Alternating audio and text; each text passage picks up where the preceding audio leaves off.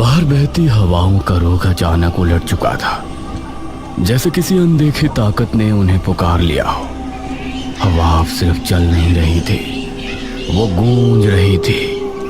आधी रात के वे ठंडे पड़ चुके झोंके कराते हुए आधे खुले उस दरीचे से अंदर घुस रहे थे, जिसका एहसास अपने बिस्तर पर गहरी नींद में खोए गिरीश को जरा भी नहीं था। और तभी गिरीश की आंखें अचानक खुल जाती है। इतनी रात को किसका फोन है? गिरीश आधी धुंधली आंखों को मसलते हुए उठकर बैठ जाता है। निकुंज का फोन। निकुंज। गिरीश, गिरीश भाई बचा, मैं फंस गया हूँ। निकुंज की दहशत से थरथराती आवाज सुनते ही गिरीश का मन जैसे झटके से उछल पड़ता है। निकुंज, क्या हुआ? भाई तू जल्दी आ जा यहाँ, मैं फंस गया हूँ पीपल चौक पे। तू जल्दी आ जा भाई, वरना। निकुंज, निकुंज। गिरीश जब तक फोन देखता है तब तक निकुंज का फोन कट चुका होता है। इसे तो मैंने आज तक इतना डरा हुआ नहीं सुना था, मतलब जरूर कुछ हुआ है। गिरीश बिना एक पल के लिए भी कुछ सोचे अपने जान से भी जिगरी दोस्त की मदद के लिए पीपल चौक पर चला जाता है।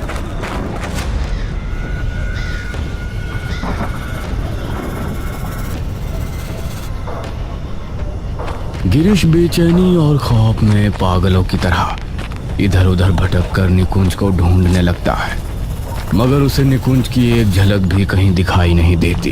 ये गया कहाँ? तभी गिरीश को निकुंज की पुकार सुनाई पड़ती है।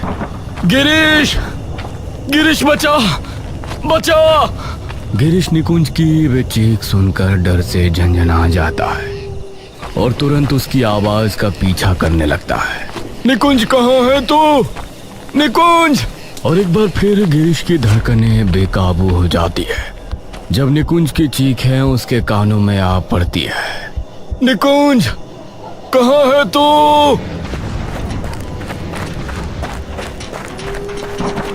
गिरीश दौड़ता हुआ निकुंज की आवाज का पीछा करता जाता है और तभी उसके कदम एक खाली गोल घेरे में आ थमते हैं।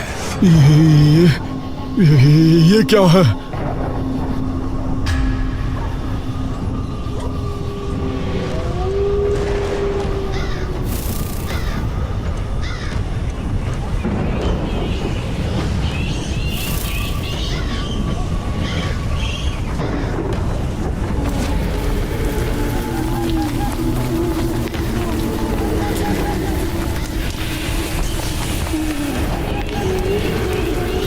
उस मंजर को देख गिरीश के हाथ पांव और सुन्न पड़ जाते हैं और तभी एक अजीब सी आवाज उसके फोन से सुनाई देती है।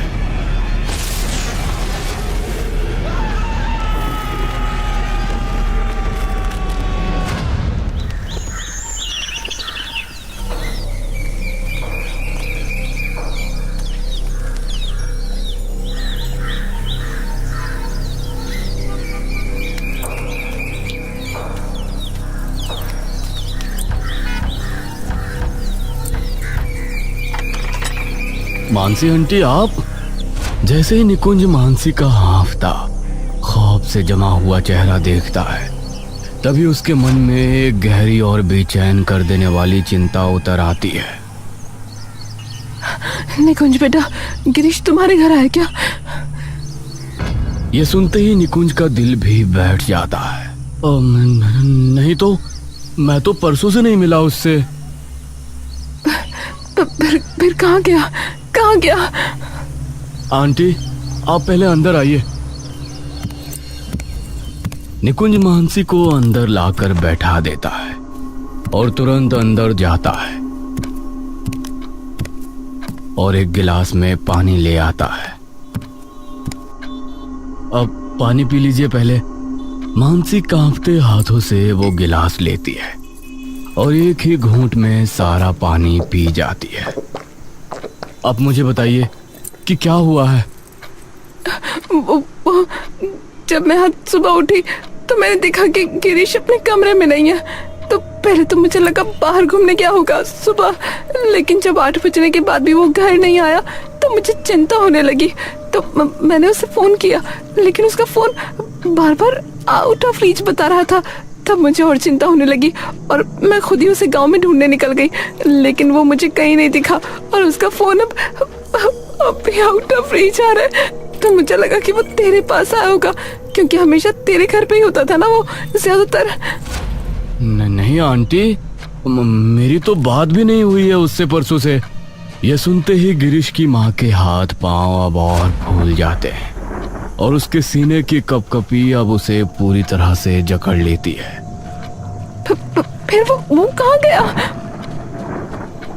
यह सवाल निकुंज के सीने से तीर की तरह निकल जाता है और उसे एकदम निशब्द छोड़ देता है। तभी निकुंज की माँ भी वहां आती है और मानसी को ऐसी खौफजदा हालत में देख उसके भी हाथ पांव फूल जाते हैं। मानसी, क्या हुआ? निकुंज रेशमा को सारी बात बता देता है। हे भगवान, ये कैसे हो सकता है? कहाँ गया गिरीश? पता नहीं बहन, कहाँ गया होगा? मेरा तो दिल फटा जा रहा है। पता नहीं कहाँ गया। कभी मुझे बिना बताए कहीं नहीं जाता था वो। मुझे समझ में नहीं आ रहा मैं क्या करूँ। आंटी, आप पहले शांत हो जाइए। हमें अभी ठंडे दिमाग से काम लेना होगा। सबसे पहले पुलिस के पास चलते हैं। हाँ मानसी, निकुंज ठीक कह रहा है। तुम्हें हिम्मत करनी पड़ेगी। अपने लिए ना सही, अपने बच्चे के लिए करनी पड़ेगी। मानसी एक गहरी सांस भरती है और हिम्मत करके उठ जाती है। चलो। माँ, मैं आंटी के साथ जाकर आता हूँ एक बार। ठीक है बेटा, ध्यान से जाना और ख्याल रखना आंटी का। जी। निकुंज मानसी को लेकर तुरंत पुलिस स्टेशन चला जाता है।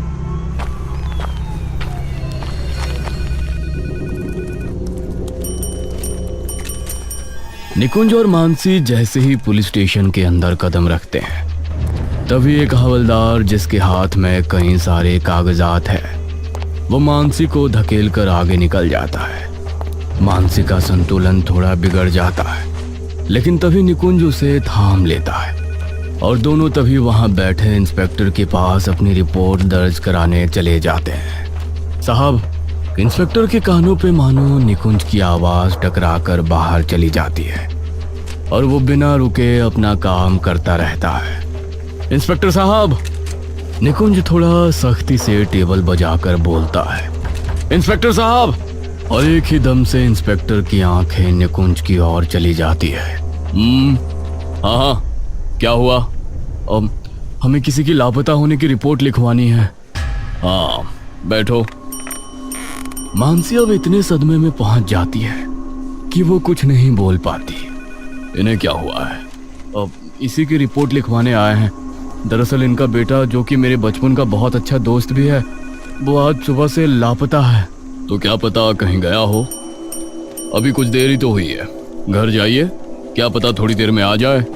तभी मानसी के मन में उठती बेचैनी का दबा हुआ तूफान अचानक फूट पड़ता है और उसके भीतर सिमटा सारा दर्द एक टूटी हुई कड़ाह बनकर बाहर आ जाता है। मेरा बेटा कभी मुझे बिना बताए कहीं नहीं गया। आपको बात समझ? 1 मिनट लेट भी होता तो मुझे फोन करके बता देता था। मेरा गिरीश तो जरूर कुछ हुआ है। जरूर कुछ हुआ है। निकुंज तभी उसके कंधे पर हाथ रख लेता है। आंटी, संभालिए खुद को, सब ठीक हो जाएगा। वहां जाकर लड़के का नाम, पता, एज, क्या करता था और आपको पता कब चला और कैसे, ये सब जाकर वहां बता दो। निकुंज जाकर सारी जानकारी उस महिला कांस्टेबल को बता देता है। लड़के की एक फोटो भी दे देना। अब व्हाट्सएप पे भेज दूं? तेरी लुगाई लगती हूँ मैं, मुझे व्हाट्सएप पे फोटो भेजेगा? थाने का मेल है, उस पे भेज।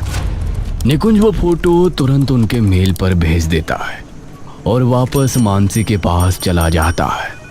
अब साहब, मैंने सारी चीजें बता दी हैं, अब जल्दी से जल्दी कोशिश कीजिए उसे ढूंढने की। ठीक है, जाओ अब तुम। पुलिस स्टेशन से लौटते समय मानसी के लिए रास्ता मानो लंबा हो गया था। हर कदम पर उसका दिल और भारी होता जा रहा था। जैसे जैसे समय बीत रहा था वैसे वैसे उसकी बेचैनी और गहरी होती जा रही थी। आंखें सूनी थी, चेहरा बुझा हुआ, जैसे भीतर की सारी ताकत किसी ने खींच ली हो। घर पहुंचते ही निकुंज उसे संभाल कर बैठा देता है। आंटी आप बैठिए, मैं अभी आता हूं। निकुंज धीरे धीरे कमरे में कदम रखता है। उसकी नजर हर चीज को बारीकी से टटोल रही होती है। बिस्तर, मेज, दीवारें, सब कुछ अपनी जगह। कमरे का एक कतरा भी इधर से उधर नहीं हुआ था और यही चीज निकुंज को और बेचैन कर देती है। वो खिड़की के पास जाता है और बाहर झांकता है। तभी उसकी नजर सामने वाले घर की दीवार पर लगे एक छोटे से सीसीटीवी कैमरा पर टिक जाती है।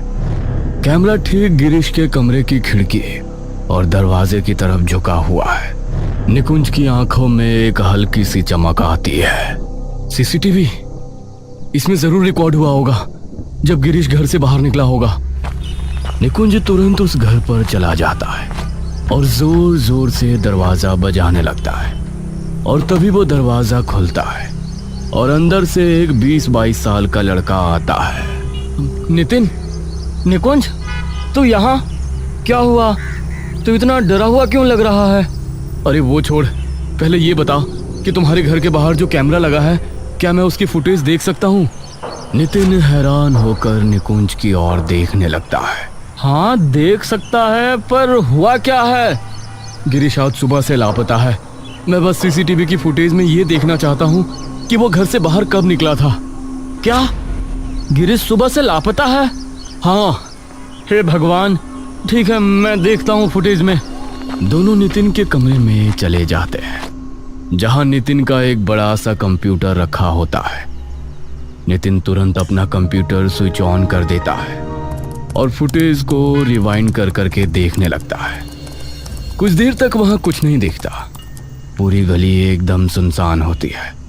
लेकिन जैसे ही कैमरा रात के 1:20 पर जाता है तभी उन्हें दिखता है कि गिरीश के घर का दरवाजा एकदम से खुलता है, जिससे गिरीश दौड़ते हुए बाहर आता है और ये देखते ही निकुंज की सांसें अटक जाती हैं। हाँ, रोक रोक रोक, यहाँ ये किससे बात कर रहा है? ये इतना डरा हुआ और पैनिक में क्यों लग रहा है? इसमें आवाज भी आती है क्या? हाँ, थोड़ी बहुत। इसके इनबिल्ट स्पीकर्स ने अगर कैच की होगी तो।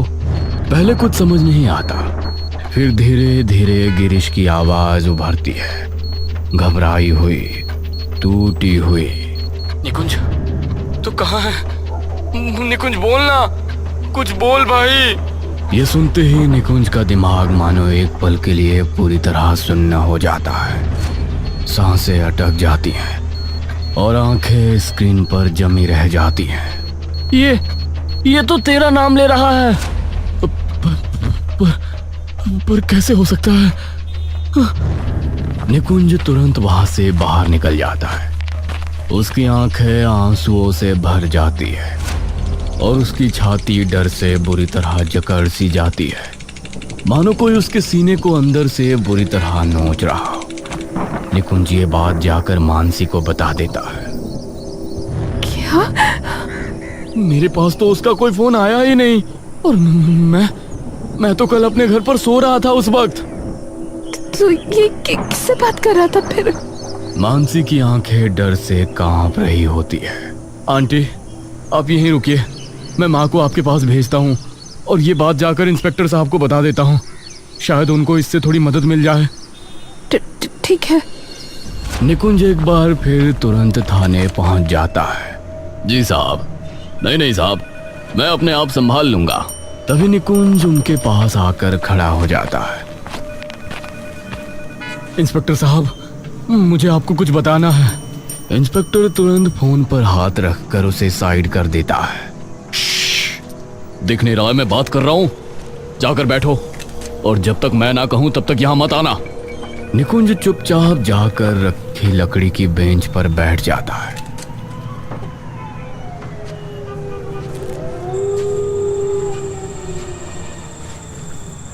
निकुंज उठकर देखता है इंस्पेक्टर फोन चला रहा होता है और सामने सारी फाइल्स बंद पड़ी होती है। 1 घंटा हो गया बैठे, कब बुलाएंगे ये? निकुंज तभी बैठा बैठा अपनी और गिरीश की बात याद करने लगता है। अरे भाई, ऑर्डर लियो जरा। हाँ भैया, बताइए क्या लाऊं? अबे, तुझे कभी याद नहीं रहता क्या? हम जब भी आते हैं हमेशा एक ही चीज ऑर्डर करते हैं और हमेशा तू ही लेकर आता है ऑर्डर। अरे भैया बताओ ना, क्यों खाली पीली वक्त खराब कर रहे हो? रोज 100 लोग आते हैं यहाँ, सबका ऑर्डर याद करूंगा क्या अब मैं? अबे भाई, तू दिमाग तो खराब मत कर। तभी निकुंज बीच में बोल पड़ता है। अरे भाई भाई भाई, तू शांत हो पहले गिरीश। और भाई तुम एक बटर पनीर मसाला और 4 नान बढ़िया मक्खन मार के ले आओ। वेटर चिढ़ते हुए वहां से चला जाता है। तुझे क्या हो गया है? क्यों इतना गुस्से में है? भाई, सरकारी नौकरी का पेपर था, इतनी तैयारी की थी मैंने, लेकिन पेपर में बैठते ही पता नहीं क्या हुआ, आधी चीजें भूल गया मैं। अरे कोई नहीं, हो जाएगा सब, सब्र रख थोड़ा। मुझे ही देख ले, कब से इस गेम डेवलपिंग में हाथ पांव मार रहा हूँ, लेकिन कुछ नहीं हो पा रहा है। इतनी कंपनीज को अपने डिजाइन देकर देख लिए, लेकिन सभी से रिजेक्शन आ रहा है बस। लगता है मैं भी सरकारी अफसर तभी बनूंगा जब तेरा गेम बनेगा। दोनों हंसने लगते हैं। निकुंज एक बार फिर उठकर इंस्पेक्टर साहब को देखता है। इंस्पेक्टर को आराम से चाय पीते देख निकुंज का पारा चढ़ जाता है और वो तेजी से अंदर इंस्पेक्टर के सामने चला जाता है। इंस्पेक्टर साहब, मेरा दोस्त लापता है, उसकी माँ रो रो कर टूट चुकी है, यहाँ सब पागल हो रहे हैं और मैं इतनी देर से यहाँ बैठा हूँ आपको कुछ बताने के लिए, लेकिन लगता है आपने तो फाइल तक नहीं खोली अभी तक। इंस्पेक्टर धीरे से कप रखता है। ज्यादा बोलने की जरूरत नहीं है। बोलना पड़ेगा साहब, क्योंकि अगर आप जैसे लोग सिर्फ चाय पीते रहे ना, तो कल किसी और माँ का बेटा भी ऐसा ही गायब हो जाएगा। इंस्पेक्टर का गुस्सा फट पड़ता है और वो अचानक निकुंज का हाथ पकड़ता है और उसे खींचकर एक साइड रूम में ले जाता है। क्या लगता है तुम्हें, सिर्फ तुम्हारा दोस्त गायब हुआ है? पिछले 1 महीने में सिर्फ इस शहर से 15,000 लोग लापता हो चुके हैं और ये सिर्फ यही नहीं, दूसरे शहरों में भी हो रहा है। ये सुनते ही निकुंज का चेहरा सफेद पड़ जाता है। निकुंज बिना कुछ कहे वहां से बाहर निकलता है।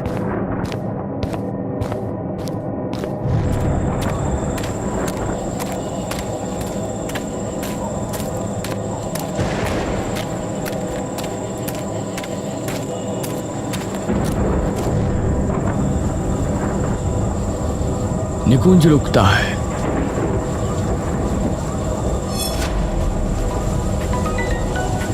हेलो। ना निकुंज भाई, बचा ले, मैं फंस गया हूँ। गिरीश, गिरीश कहाँ है तू? पीपल चौक पे हूँ, जल्दी आ, वरना वो